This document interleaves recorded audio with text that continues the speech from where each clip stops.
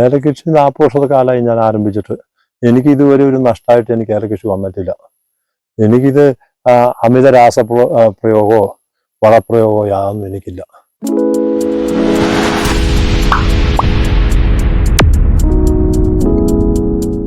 എല്ലാവർക്കും നമസ്കാരം. ഞാൻ ഇടുക്കിയിലെ രാജകുമാരി അരബനപ്പാറയില് ശ്രീ പാപ്പച്ചൻ കൊച്ചുനിരവത്തിന്റെ ഏലം കൃഷിയിടത്തിലാണ്. 4 പതിറ്റാണ്ട് മുമ്പ് ഏലം കൃഷി ആരംഭിച്ചൊരു കർഷകൻ. നിരവധി അംഗീകാരങ്ങൾ, നാഷണൽ ഇന്നൊവേഷൻ കൗൺസിലിന്റെ അംഗീകാരം, സ്പൈസസ് ബോർഡിന്റെ അംഗീകാരം, നിരവധി അംഗീകാരങ്ങൾ നേടിയിട്ടുള്ള ഒരു കർഷകനാണ്. ഏലം കൃഷിയെ എത്രമാത്രം സ്നേഹിക്കാനുള്ള ഒരു കാര്യം എന്താ? എനിക്ക് ഏലകൃഷിയോട് വളരെ താല്പര്യമുള്ള ആളാണ്. എനിക്ക് ഏലകൃഷിയിൽ ഇന്നും ഒരു നഷ്ടമോ ഇതൊന്നും എനിക്കുണ്ടായിട്ടില്ല. എനിക്ക് സമ്പാദ്യം അല്ലാതെ എനിക്ക് ഇന്ന് വരെ എൻ്റെ കയ്യിൽ നിന്ന് കാശ് പോയിട്ടില്ല. പൊതുവെ എല്ലാവരും പറയുന്നത് ഏലത്തെ സംബന്ധിച്ചിടത്തോളം നിരന്തരമായ ശ്രദ്ധയും പരിപാലനവും ഒക്കെ ആവശ്യമാണെന്ന് പറയുമ്പോൾ താങ്കൾ അങ്ങനെയല്ല പറയുന്നത്. ഞാൻ എതിരായിട്ടേ പറയത്തുള്ളൂ. കാരണം പറഞ്ഞാൽ ആർക്കും ഇഷ്ടം വരില്ല. കാരണം പറഞ്ഞാൽ അമിത രാസവളം 15 ദിവസം കൂടുമ്പോൾ മരുന്നടിക്കുന്നു, അല്ലെങ്കിൽ 20 ദിവസം കൂടുമ്പോൾ മരുന്നടിക്കുന്നു. അങ്ങനെ ഒന്നും ചെയ്യണില്ല. ഇതൊക്കെ വെറും ഒരു മരുന്നടിച്ച് ഒരു രാസവളം ചെയ്തേക്കുന്ന തോട്ടാണ്. ഒരു 100 ഗ്രാം രാസവളമാണ് ഒരു ചെടിക്ക് ചെയ്തിരിക്കുന്നത്. ഇത് വെച്ചിട്ട് ഇപ്പൊ എത്ര വർഷമായി? ഇത് 2 വർഷമായി. 2ാം വർഷം ചെടിയാണിത് അല്ലേ? അതെ. ഞള്ളാനി ഇനത്തിൽപ്പെട്ടത് ചെടിയാണ്. അപ്പൊ ഈ 2ാം വർഷം ചെടിയെ സംബന്ധിച്ചിടത്തോളം നമുക്ക് നോക്കുമ്പോൾ കാണാൻ പറ്റും, ഏത് ഭാഗത്ത് നോക്കി കഴിഞ്ഞു കഴിഞ്ഞാലും അവിടെ എല്ലാം നിറ വിളവാണ് നമുക്ക് കാണാനായിട്ട് കഴിയുന്നത്. മണ്ണിനെ ഇതേപോലെ കരുത്തുറ്റതാക്കി മാറ്റണമെന്ന് താങ്കൾക്ക് ബോധ്യപ്പെട്ടത് എത്ര വർഷം മുമ്പാ? എനിക്ക് ഒരു 35 വർഷത്തിന് മേളിലായിട്ടുണ്ട്. അടുത്ത തോട്ടങ്ങളിൽ 15 ദിവസം കൂടിയും വളം ചെയ്യുക, മരുന്നടിക്കുക, അതൊക്കെ കണ്ടു കഴിഞ്ഞപ്പം നമ്മൾ അടിക്കാതെ ഒന്നു അടിച്ചോടമുണ്ട് ഇല്ലാതെയൊക്കെ വന്നു കഴിഞ്ഞപ്പം അടിച്ചോടത്തും അടിക്കാത്തോടത്തും നമുക്ക് വിളവ് വ്യത്യാസമില്ലാതെയായി. അങ്ങനെ നമ്മൾ തൊട്ടറിഞ്ഞ മനുഷ്യനാണ് ഞാൻ. ഏലം കൃഷിയുടെ A to Z മനസ്സിലാക്കിയ ഒരു മനുഷ്യനാണ് അല്ലേ? കാരണം മണ്ണ് കരുത്തുറ്റതാക്കുക എന്നുള്ളതാണ് ഇതിന്റെ ഒരു ചപ്പുചവറും മരങ്ങളും വച്ചുപിടിപ്പിച്ച് തോട്ടത്തെ മണ്ണിനെ സംരക്ഷിച്ചാൽ മാത്രമാണ് നമുക്ക് കൃഷി മുന്നോട്ട് പോകുള്ളൂ.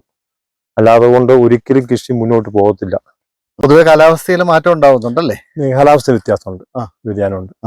പക്ഷെ എങ്കിൽ പോലും അങ്ങയുടെ ഏലച്ചെടികളിൽ ആദായം കുറവല്ല. എന്തുകൊണ്ടാണ്? ഇങ്ങനത്തെ എത്ര തരത്തിലുള്ള പരിപാലന?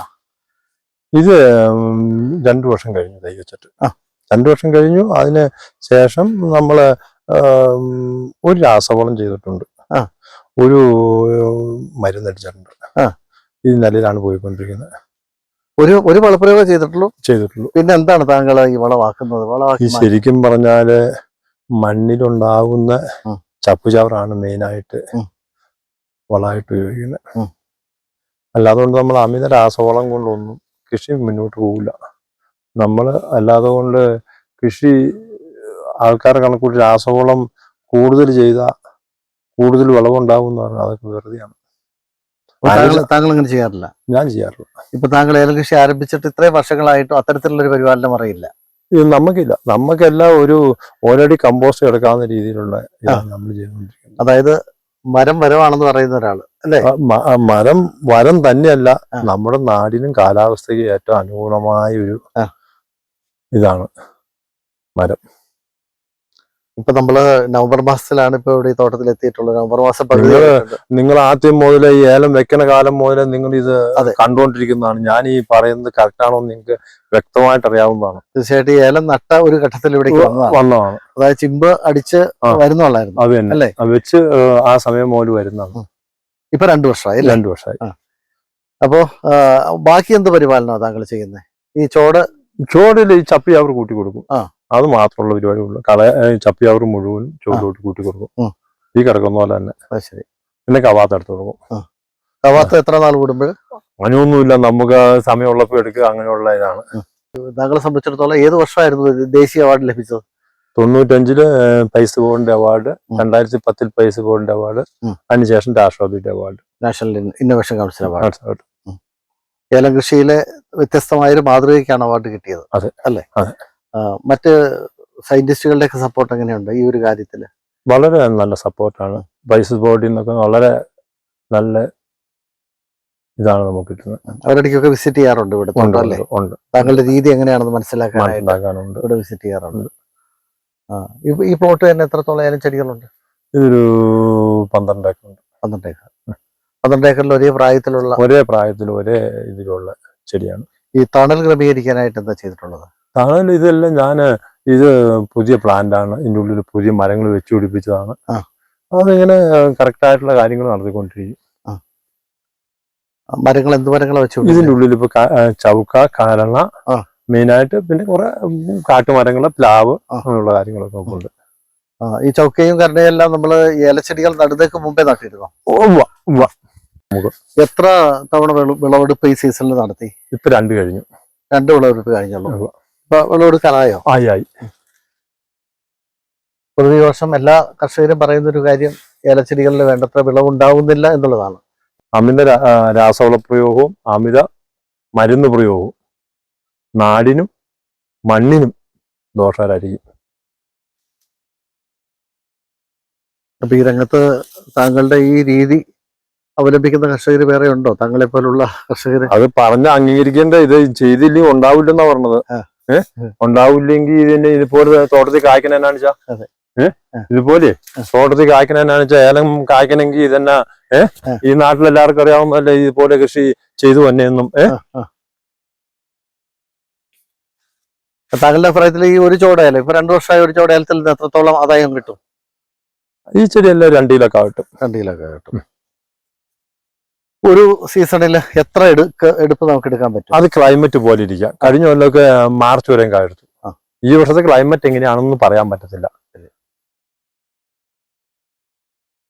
ഇപ്പൊ നമ്മൾ നോക്കി കഴിയുമ്പോൾ ഏത് ചെടിയുടെ ചോട്ടിൽ നോക്കിയാലും ന്യായമായിട്ടുള്ള വിളവ് എല്ലാ ചെടികൾക്കും ഉണ്ട് അല്ലേ? എല്ലാത്തിനും ഉണ്ട്. കായാണെങ്കിലും നല്ല ഗോൾഡ് കായാണ്. ചരങ്ങളാണെങ്കിൽ ഇങ്ങനെ മുകളിലേക്ക് പൊങ്ങി നിൽക്കുന്നുണ്ട്. അതായത് ഈ തോട്ടത്തിലെടുക്കുന്ന ചപ്പ് ചവറുകൾ ഇത് കണ്ടോ, ഇതൊരു ഉദാഹരണമാണ്. ഇത് മുഴുവനും ചവറുകൾ കൂട്ടിക്കിടക്കുന്നതാണ്. ഇതിന്റെ മേളിലോട്ട് വേരുകൾ വന്ന് ഇത് കണ്ടോ, വേര് വരുന്നുണ്ടോ. അപ്പോൾ വളം മാത്രമല്ല, കരുത്തുറ്റ രീതിയിൽ ഒരു പ്രതിരോധം കൂടിയിട്ട് ഏലച്ചെടികൾക്ക് ഉണ്ടാക്കി കൊടുക്കും അല്ലേ? അത് തന്നെ നമ്മുടെ മണ്ണിന്റെ ഘടന മാറത്തില്ല.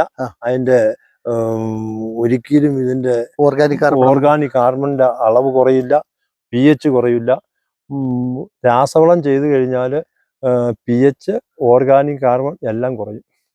ഇതാണെങ്കിൽ ചപ്പ് ചവറും കൊണ്ട് നമുക്ക് ഓർഗാനിക് കാർബണും pH ഒരിക്കലും കുറയില്ല. അല്ലാതെ കൊണ്ട് നമ്മൾ കോടിക്കണക്കിന് രൂപയുടെ എന്ത് വളം മേടിച്ചിട്ടാലും നമ്മുടെ മണ്ണ് ശരിയാകൂല. വലിയ കമ്പുകളൊക്കെ ഇവിടെ കിടപ്പുണ്ടല്ലോ, ഈ കമ്പുകളൊക്കെ എന്താ? അതെല്ലാം ദ്രവിച്ച് മണ്ണിലോട്ട് ചേരുമ്പം വളമായിട്ട് മാറും. അപ്പൊ താങ്കളെ സംബന്ധിച്ചിടത്തോളം അമിതമായ ഒരു പരിപാലനവും കൊടുക്കുന്നില്ല. അമിതമായ രാസവള പ്രയോഗമോ അതൊന്നും ആവശ്യമില്ല. വേണ്ടാത്ത പ്രയോഗം ചെയ്തു കഴിഞ്ഞാൽ ഒരിക്കലും നമുക്ക് വരുമാനം മിച്ചമായിട്ട് വരില്ല. ഇന്ന് ഓരോ ലിറ്റർ മരുന്നിന് 7000-8000 രൂപ വിലയുള്ള മരുന്നുകളാണ് ഓരോരുത്തർ അടിക്കുന്നത്. ഇപ്പൊ പലപ്പോഴും തണ്ടുതുരപ്പിന് വേണ്ടിയിട്ട് എന്താ താങ്കൾ ചെയ്യാറ്? ഞാൻ ഒരു മരുന്ന് അടിച്ചിട്ടുള്ളൂ. ഇതിന് എതിർ കീടങ്ങളുണ്ട്. എതിർ കീടങ്ങൾ ഇഷ്ടംപോലെ ഉണ്ട്. അത് നമ്മൾ മരുന്നടിച്ച് നമ്മൾ തന്നെ നശിപ്പിക്കണം. അത് ശരി. അപ്പൊ താങ്കളുടെ അഭിപ്രായത്തിൽ ഈ മരുന്ന് തളി വേണ്ട. പിന്നെ ഈ മരുന്ന് ഒരു തവണയെങ്കിലും തളിക്കാണ്ടായ ഒരു കാര്യം എന്താ? ഒന്നടിച്ചു, വേനലായ സമയത്ത് ഒന്ന്, മഴ മാറണ പുതുമഴ സമയത്ത് ഒന്നടിച്ചു. എന്ത് മരുന്ന് അടിച്ചേ? അത് മോണോസിൽ അടിച്ചേ. മോണോസിൽ.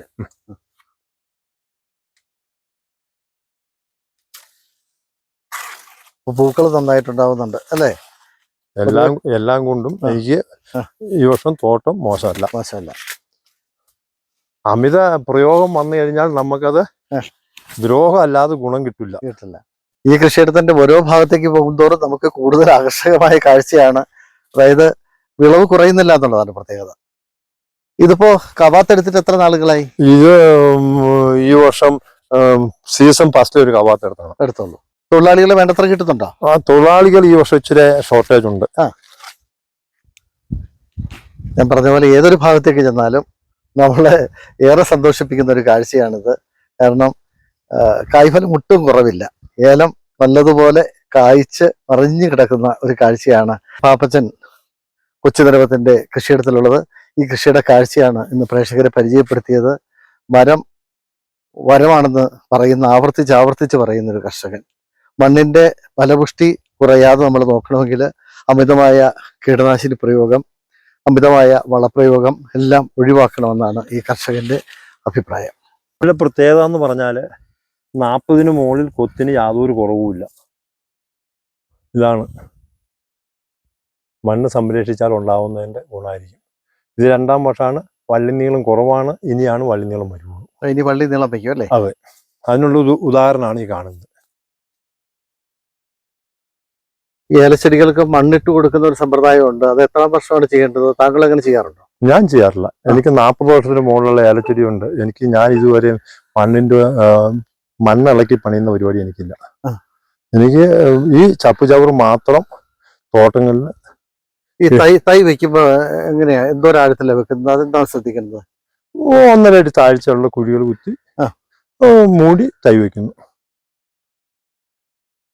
പിന്നീട് വേറെ മണ്ണ് പണിയൊന്നുമില്ല. ഞാൻ ഈ ചപ്പുചവറ് മുഴുവൻ ചോട്ടി കൂട്ടും. ഈ ചപ്പുചവറ് കൂട്ടുന്നേ ഉള്ളൂ, അല്ലാണ്ട് ചോട് ഇളക്കി പിന്നെ ഇളക്കുന്ന പരിപാടിയില്ല, ഇട്ട് കൊടുക്കുന്ന പരിപാടി. വേറെ ട്രെഞ്ചിങ് ഒന്നുമില്ല.